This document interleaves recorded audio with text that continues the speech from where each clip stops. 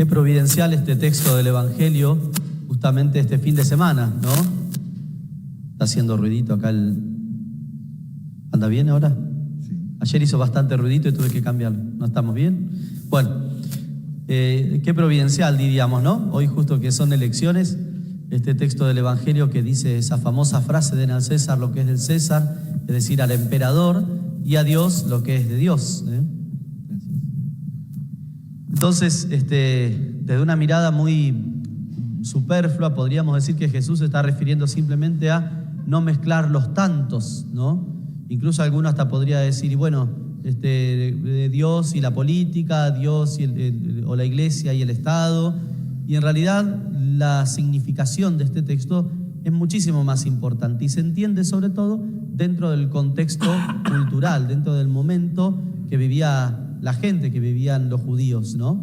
Ustedes saben que en aquel momento el Imperio Romano había invadido esas tierras, las tierras de lo que hoy es Palestina, el Estado de Israel, y entonces el Imperio Romano había invadido esas tierras y lo había anexado a su propio imperio, valga la redundancia, ¿no?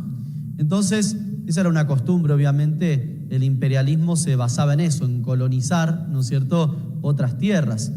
Y cada uno de los imperios tenía como ciertas costumbres con respecto a la cultura y a la religión y a la organización política de ese lugar que invadía. En el caso del Imperio Romano, bueno, ellos decidían, al menos lo hicieron así en ese lugar, ¿no es cierto?, en toda la zona de Palestina, lo que hacían era precisamente respetar a sus autoridades religiosas, algunas autoridades civiles también, pero quitándoles poder. Por ejemplo, el rey Herodes, ¿no?, que no tenía mucho poder, era como si ahora invadieran acá y bueno, lo dejan al presidente, pero le quitan todo poder en definitiva. Bueno, algo parecido pasó en aquel momento, ¿no?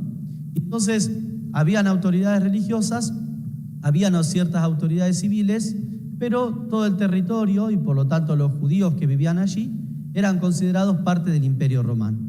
Y cuando se daba este choque de culturas, ustedes saben que, si bien, como les decía recién, las autoridades religiosas eran respetadas, también la religión de ese pueblo era respetada, pasaba que se confundían ciertamente, ¿no? Y entonces habían algunos dioses que eran asumidos como dioses locales, cuando en realidad eran divinidades de otra cultura que no tenían nada que ver con la cultura, ¿no es cierto? En este caso, que no tenían obviamente nada que ver con la cultura y con la fe judía.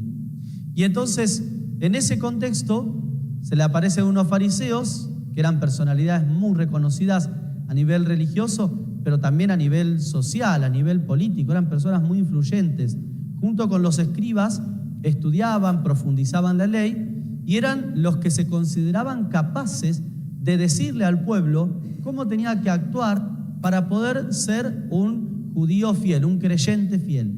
Y entonces cometían muchas barbaridades, ¿no?, exageraciones, como por ejemplo, hasta medían la cantidad de pasos que una persona debía dar el día sábado para poder ser fiel al descanso, al sábado, y al utilizar ese día solamente para gloria de Dios. Entonces tenían una cantidad de pasos. Los fariseos y los escribas te decían, si vos das más de tantos pasos, entonces ya no estás cumpliendo el sábado y sos un pecador.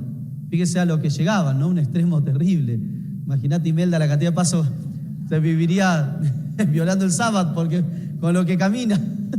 Bueno, y así varios, ¿no? Así que, bueno, a ese extremo se llegaba. Y los fariseos, lógicamente, para conservar su poder, eran también bastante chupamedias, ¿no? Seguramente del poderío de turno, en este caso, del poder de los romanos. Y ahí viene la cosa, cuando se acercan estos fariseos, alaban a Jesús. Pero Jesús, obviamente que es muy inteligente, sabe que le están tendiendo una trampa. Claro, le preguntan, ¿hay que pagar el impuesto al César, es decir, al emperador, o no hay que pagárselo? Claro, si Jesús respondía que no, es un enemigo del César. Si Jesús respondía que sí, es un enemigo del pueblo de Israel, porque ¿por qué tenemos que pagarle impuesto a los extranjeros? Y entonces le habían tendido una trampa bastante fulera. Pero Jesús, que tenía, yo siempre me lo imagino a Jesús así, obviamente con ternura, con delicadeza, pero era un tipo muy recto, ¿viste?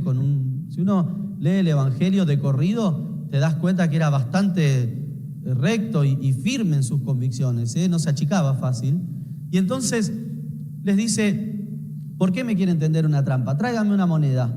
¿Qué dice esta moneda? Bueno, y en la moneda tenía la figura del emperador y una inscripción que lo alababa al emperador como si fuese Dios.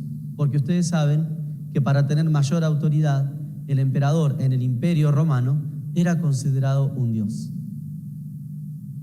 Y entonces esto atenta contra la fe monoteísta del pueblo de Israel. Esto atenta contra nuestra fe. Lo que hacían en ese momento era idolatrar a una persona, considerar que una persona podía ocupar el lugar de Dios. Entonces cuando Jesús dice: den al César lo que es del César y a Dios lo que es de Dios, lo que está diciendo en definitiva: no alaben a un hombre como si fuese Dios.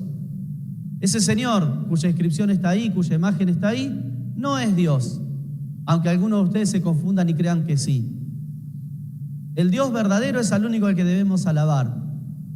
Al César lo que es del César, las cosas de este mundo, por así decirlo, y a Dios lo que es de Dios. Y podríamos entonces preguntarnos: ¿qué es lo que le debemos dar a Dios? Todo. ¿Qué de lo que tenemos no hemos recibido?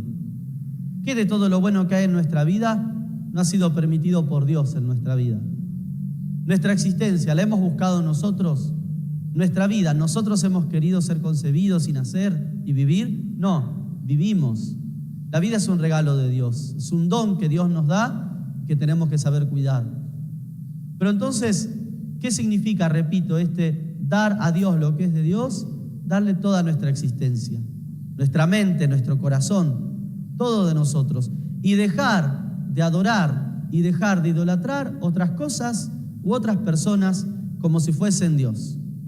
Hace poquito el Papa, en una entrevista la semana pasada, decía una frase que cuando una persona se encuentra, o cuando los pueblos se encuentran en situaciones así como desesperantes, fueron otras las palabras, pero bueno, era la idea. Cuando los pueblos se encuentran en situaciones desesperantes, es muy común que aparezcan figuras que se presentan como el Mesías, casi como si fuesen Dios, que nos traen soluciones mágicas, pensando que si seguimos a esa persona, todo se va a solucionar mágicamente. Y entonces el Papa obviamente decía que esto es un grave error, ¿no?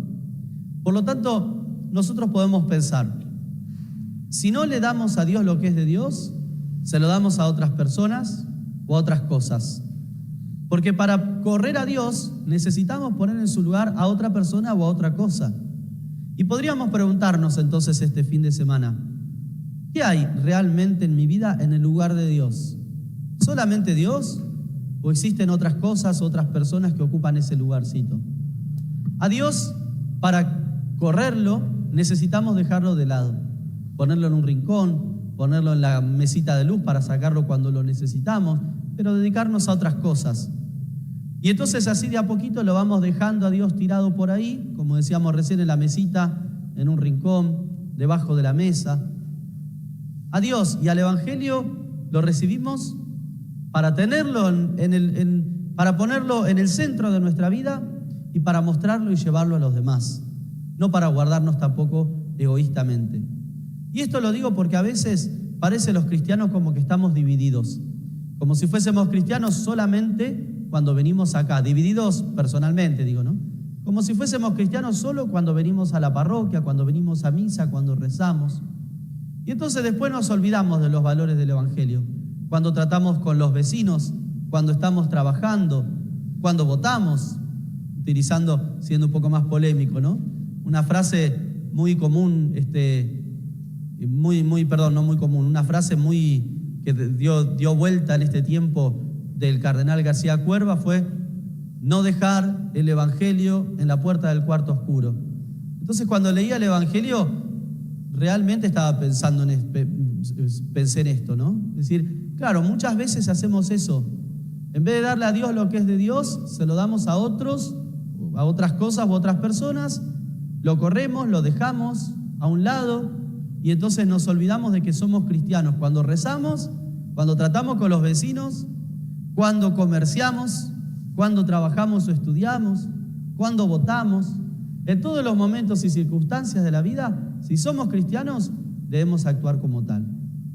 Entonces, dar al César lo que es del César y a Dios lo que es de Dios, nada tiene que ver con que los cristianos tenemos que callarnos ante circunstancias en las cuales la vida y los derechos y la dignidad de la persona está siendo pisoteada. En estos días muchas veces se ha hablado también de que no, pero la iglesia y los curas, ¿por qué se tienen que meter? Bueno, sí, nosotros no tenemos que hacer partidismo político, al menos los curas. Ustedes sí, ¿no? Pueden hacerlo. No tenemos que hacer partidismo político, pero claro que podemos hablar de la política. ¿Y saben por qué? Porque el evangelizar es buscar que se dignifique a la persona en su integralidad, toda la persona. Y la vida en sociedad, lo cual tiene que cuidar precisamente la política, la vida en sociedad es parte fundamental de la vida de las personas.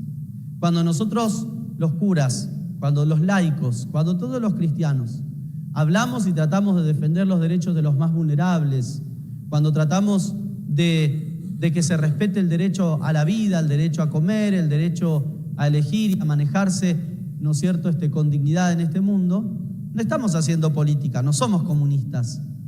Estamos simplemente tratando de que los valores del Evangelio impregnen nuestra sociedad. Jesús, después de predicar a una gran multitud, no dijo ahora sí que se vayan a comer porque yo no tengo nada que ver con eso, lo mío es predicar nada más. Sino que dijo, denles ustedes mismos de comer. Jesús no se quedó calladito y hablando solamente en el templo. Jesús era un predicador itinerante que se enfrentaba a los poderosos y que era capaz de, ante aquellos que ninguneaban a los niños, a las mujeres y a los enfermos, ponerlos a ellos en el centro de la escena. Si quieren entrar al reino de los cielos, háganse como niños. Tenía discípulas, cosa que era un escándalo en aquel momento. Y aquellos que eran considerados pecadores, porque el estar enfermo era fruto en aquel momento, según esa concepción, de un pecado personal, lo supo poner en el centro de la escena diciendo, vení, vení, al hombre que tenía la mano paralizada, ponete acá en medio de los poderosos. Fíjense que si tenemos un Dios que se hace hombre y que no solamente predica con las palabras, sino con el ejemplo, y buscó siempre el respeto y la dignidad de las personas, ¿cómo nosotros no vamos a buscar lo mismo? Por eso, queridos hermanos, en este día y todos los días de nuestra vida, nunca olvidemos que los valores del Evangelio nos animan a comprometernos con la realidad de este mundo y especialmente con la realidad de los que más sufren.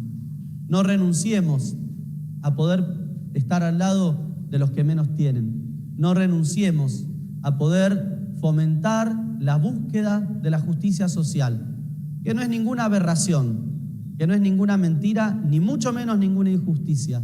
Es precisamente buscar, repito, que los valores del Evangelio impregnen en nuestra sociedad y que entonces todos los seres humanos sean respetados en sus derechos y en su dignidad. Pidámosle a Dios entonces este fin de semana que le demos al César lo que es del César y a Dios lo que es de Dios. Repito esto, que le demos toda nuestra vida, nuestra inteligencia, nuestra acción y sobre todo nuestro corazón, que Él siempre pueda estar en el centro de nuestra existencia.